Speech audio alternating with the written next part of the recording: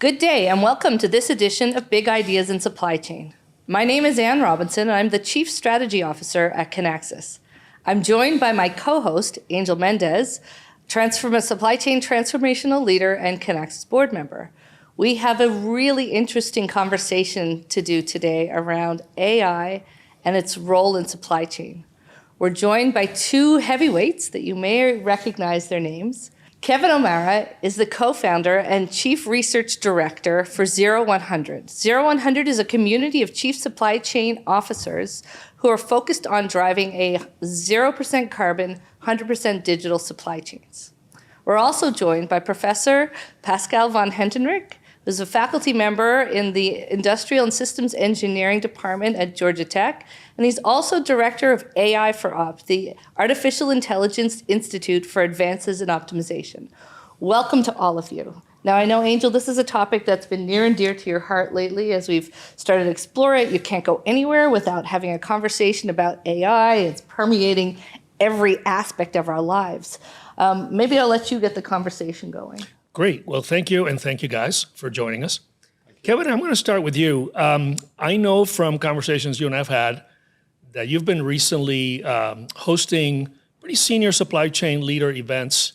There was a 0100 forum, of course, in Miami, but you've also more recently held events at a couple of corporations that invited some of the top supply chain leaders in the world. When it comes to AI, what are you hearing from them? What are they seeing? What are they worried about? What are they looking forward to? And what's your own observation on this space? Yeah, Angel, you're right. AI has been absolutely top of mind for supply chain leaders in the last several months, ever since ChatGPT burst on the scene and people started understanding generative. The question is, we're already doing this, right? And the answer is yes, but what's next? So they're being asked by their boards, as often as not, what's your plan for AI and how's it going to change the supply chain?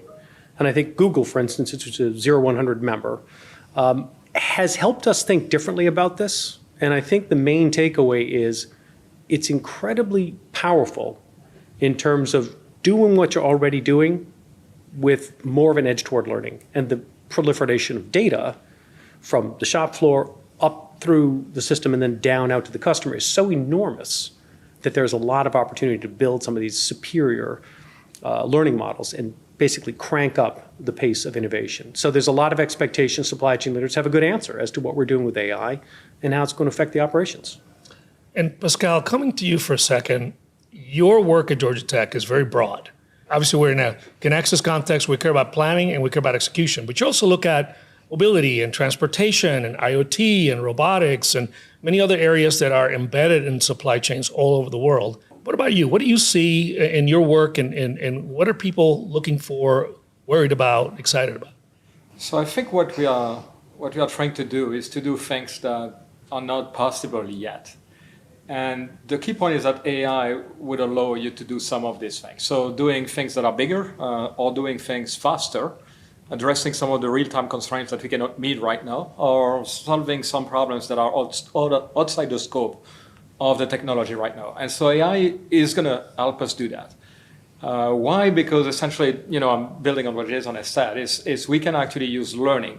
We can still use optimization, but we can use learning to actually learn how the systems, how people are solving problems. And then you can transfer it to something which is bigger, or you can make it much faster. That's what I see as the biggest opportunity. The fact that we can do things that could not be done before we had AI. I know that AI for Opt is bigger than just Georgia Tech. There are many schools involved. Do you want to talk a little bit about the Institute and then some of the opportunities that you see from a supply chain perspective? I know you and I have been bantering about where these opportunities could emerge. So let me give you a kind of a broad presentation of the Institute. So AI for Opt is funded by the National Foundation. It's one of the biggest grants that you can get for an SF. And it's all about combining AI and optimization, two technologies that are obviously fundamental to supply chains. So I would say that the two main trust and use cases that we have are supply chains and energy. And I think the reason we were successful in actually attracting the funding is because there are huge challenges that we are facing in both of these areas currently in society. So in supply chain, NSF came to us and said, We don't want you to optimize a little piece of the supply chain. We want to look at end-to-end supply chains. We want you to stop thinking about efficiency only, but look at resilience, look at sustainability, because most of the new business model are actually creating more waste, more greenhouse gas emission compared to what we were doing 5 years ago. So that's what they want us to focus on. In energy, they want zero emission, obviously, energy system. And these things, you would be surprised by the number of connections that they have, because it's all about mixing planning and executions and having models that are much more dynamic. Now, we are fortunate in the Institute to work with a lot of different partners. Obviously, Kinaxis is a partner, but we are actually driven by a lot of real case studies, data, because otherwise you cannot really innovate in that space. So you need the data, you need the computing power, but this is what can drive innovation, the real innovation in those areas. Kevin, how consistent is that with what you're hearing sort of from that top layer, those chief supply chain officers? It's very consistent in terms of wanting to have a big picture, end to end. I think the thing that feels topical for senior supply chain leaders is how to not try to tackle the entire thing in one go. I think if you're the NSF, you want to solve the big stuff. If you are a typical Fortune 100 company, Fortune 1000 company, you should be able to think about the big stuff, but you sure as heck better be able to figure out how to do something right now that you can use immediately and then build on later. I think the point that we're circling constantly around, AI is different because it has learning baked into its capability. Every other innovation on the tech side in the world of supply chain, since I've been thinking about it for 30 odd years, has been gated by the human factor, which is we have to go to sleep at the end of the day. And we can learn from our experiences previously, whether it's a nice high-end planning engine or some sort of a robotic and automation solve on the shop floor. But that gating factor is removed when you start using the data sets that are out there today, to Pascal's point. And so the acceleration is so appealing that I want to know, all right, then let me solve something right now that I can use immediately. And let me build something adjacent that I can also use immediately. And so forth. And then can I connect those things? Something on the logistics side, which allows me better route optimization, perhaps connected on the load building side, which allows me better fulfillment center operation, for instance.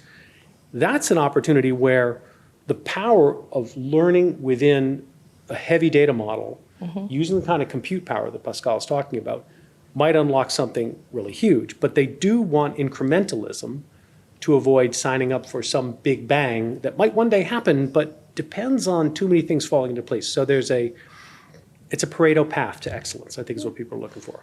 So Kevin, 0100 has introduced the idea that there's a new paradigm, if you will, to define supply chains with. Moving from what many of our audience are familiar with, this idea of a SCORE model, a plan, source, make, deliver type of way of thinking and examining supply chains, to this notion that it's really more of an infinite loop, right? You have obviously the make and source and make cycles, but you now have to think through the regeneration and recycling cycles in order to drive sustainability. So now you've got a much broader definition.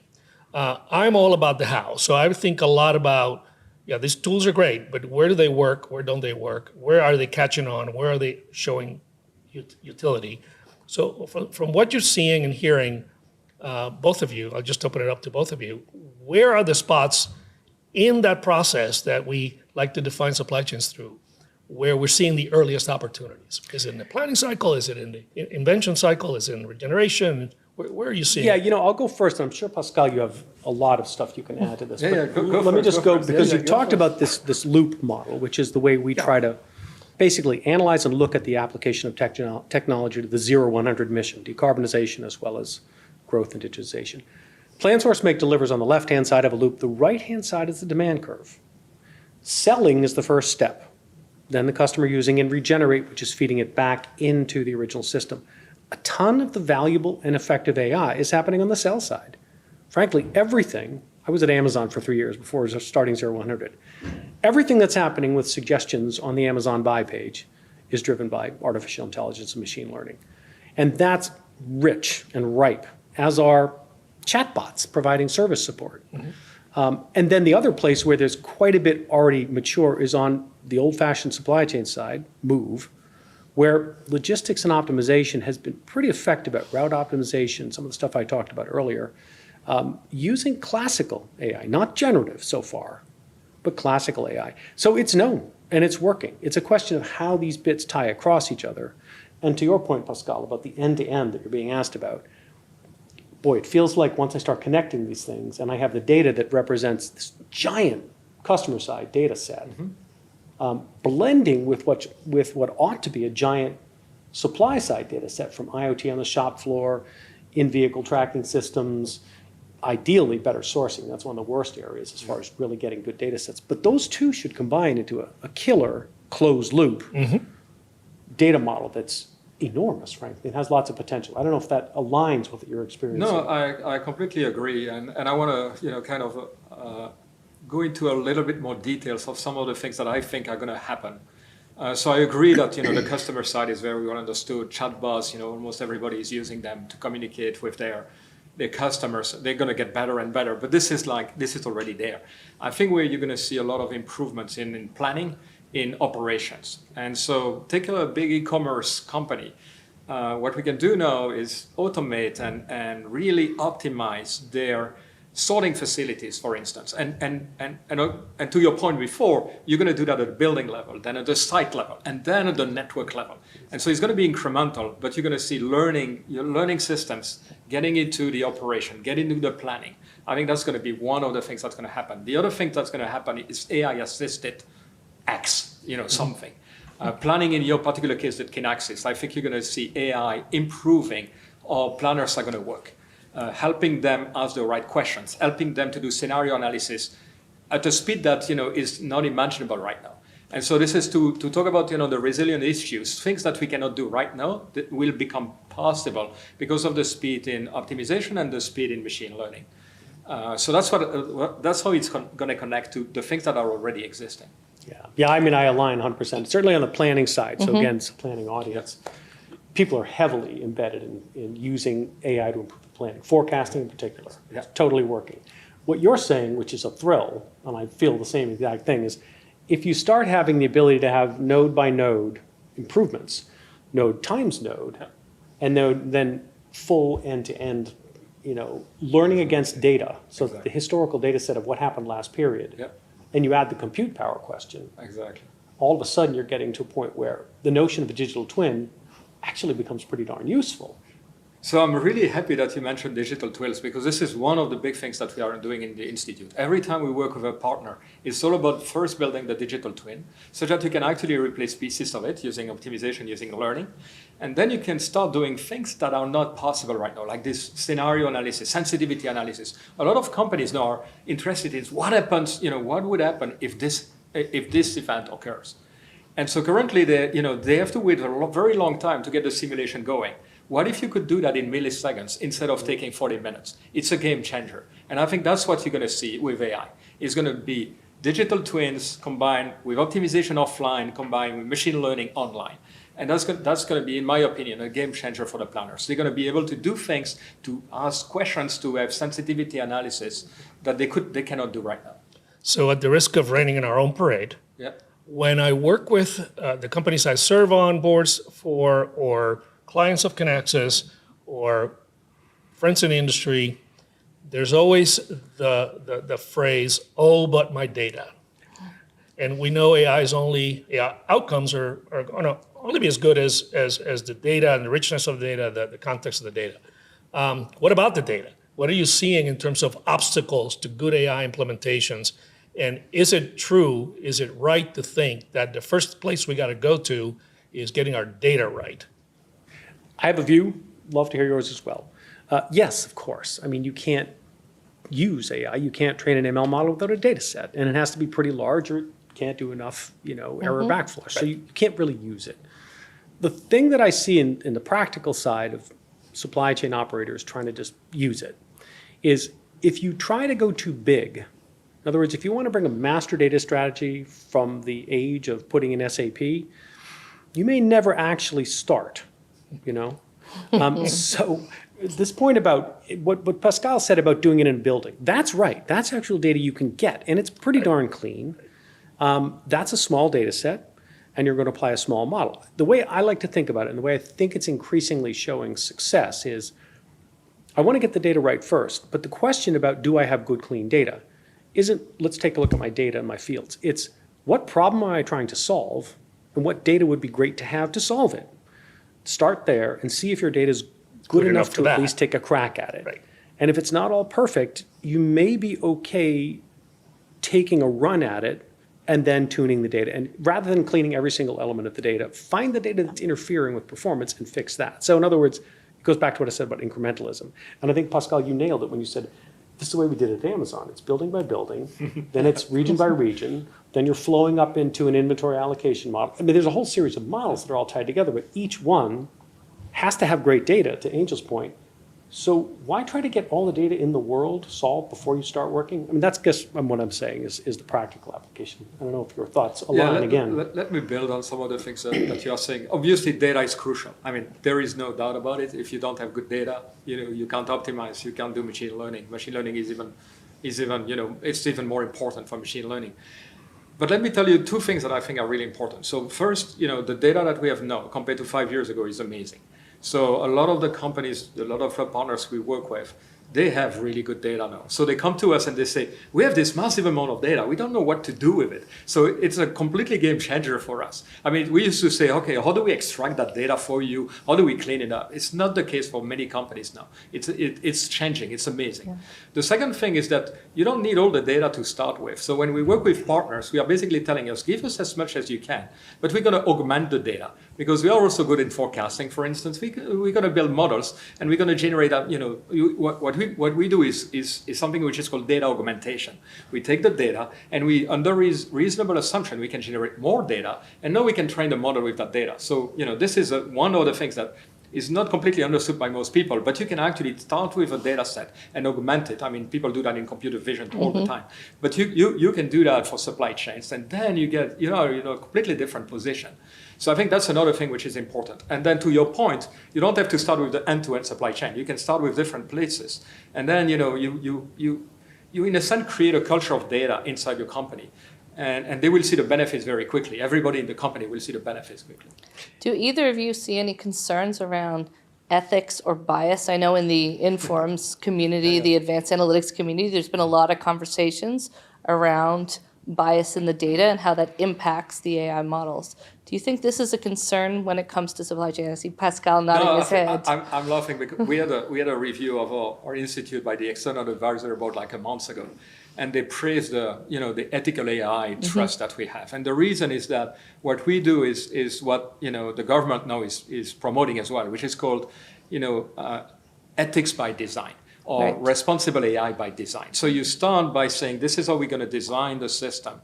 And the ethical consideration, the responsibilities that we have, as a company, in your case, they are included in the design itself. So you are looking, is it equitable? Are you introducing biases? Are you actually biasing your supply chain to specific types of customers and things like this? And so afterwards, obviously, it's a discussion, right? So how do you balance all these things with efficiency and resilience and so on, sustainability? But you do that in a very conscious way by design. And I think that's the key things that we have to do. And so we have an entire team working on this, making sure that we have also the technical development to support that, because typically you are optimizing different things that we were not used to do before, and they are more difficult to optimize. But there is progress in that area as well at the technical level. So design and then the technology to meet the design goals in a sense. So we've talked about the data challenge and your suggestions, incredibly pragmatic, right? Be focused, think about the data that matters, think about getting started in segmented places and make progress and so on.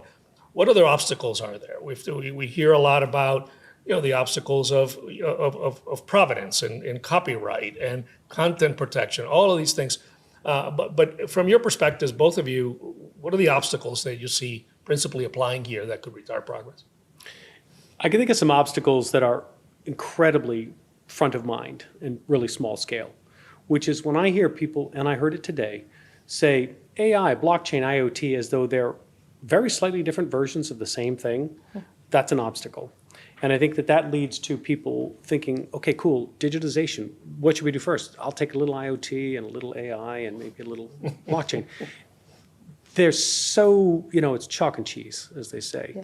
You've got to know what you're looking into. And I think understanding. We do a thing, 0100's running this initial pilot with a handful of companies, about a dozen big companies. It's simple. It's an AI census. Literally, that's what we call it. So that loop you described, what have you got? Is it classical, simple AI?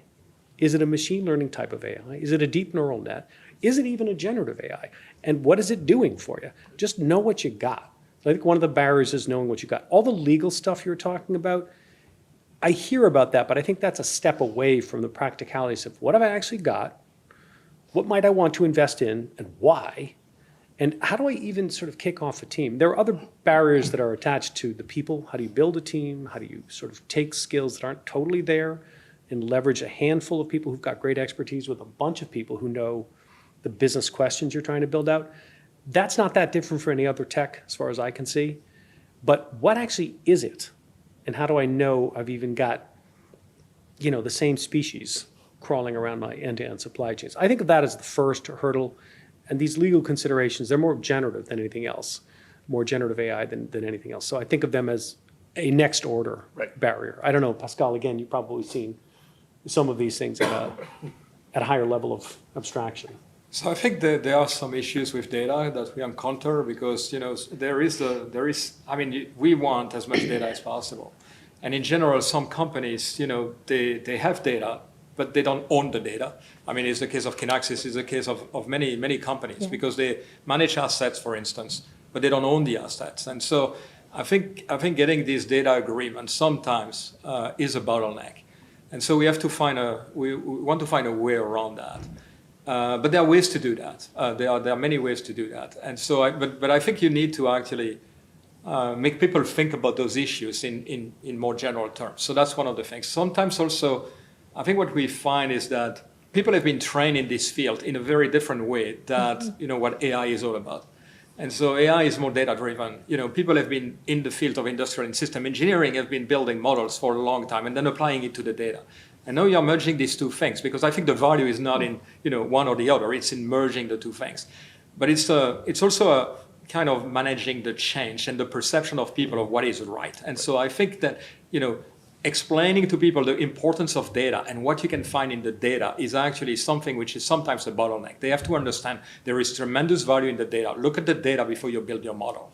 And so this is something that is also you have to change the education system a little bit for that as well. Yeah, one of the things I worry about is the risk of overregulation. The hype cycle is creating fear in pockets, and regulators can interpret that fear or perhaps over-interpret fear and create regulatory barriers that will prevent progress. So I think one of the things that our audience can think about is, how can they get engaged so that it is clear to regulators that affect their industry what the opportunity is and how it can be controlled. Otherwise, you could see and we've seen cases of this before where the regulations get ahead of the practice, and then it's hard to bring them back to allow for innovation to flourish and allow for things to expand. And this is a case where I think boards are very concerned about, especially in Europe, where the regulatory environment is really, really moving quickly. The other thing that I think of sometimes with respect to regulation is if you're going to try to regulate something that you can't enforce, Scope 3 is like this. Scope 3 regulation, I need to expose all of my scope. Do you really know even what you're asking for? The answer is actually no. And I feel it's similar with AI regulation.